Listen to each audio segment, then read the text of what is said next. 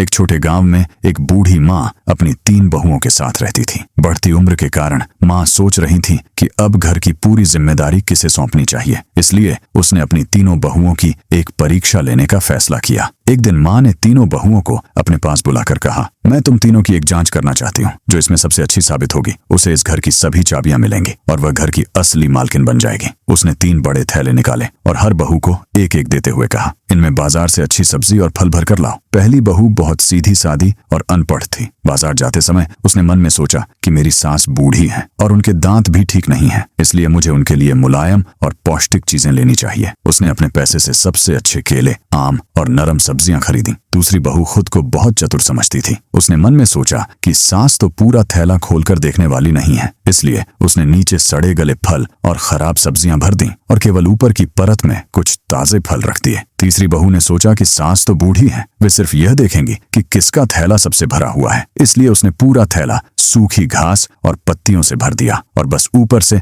2-3 फल रख दिए। शाम को जब तीनों बहुएं थैले लेकर घर वापस आईं, तो माँ ने एक हैरान करने वाली बात कही, अब तुम तीनों 1 महीने के लिए घर से बाहर जाकर रहो और जो कुछ भी तुमने मेरे लिए लाया है 1 महीने तक सिर्फ वही खाओ। ये सुनते ही दूसरी और तीसरी बहू की हालत खराब हो गई। वे माँ के आगे रोकर माफी मांगने लगी कि उन्होंने गलत सामान लाया है। पहली बहू ने शांति से कहा, माँ जी, मैं तो आपके लिए अच्छे फल और सब्जी लाई हूँ। माँ बहुत खुश हुई और उसने तुरंत पहली बहू को सभी चाबियां दे दी। क्या सच में अच्छा दिल होना पढ़े लिखे होने से ज्यादा जरूरी है? आप अपनी जिंदगी में हमेशा ईमानदारी का रास्ता चुनते हैं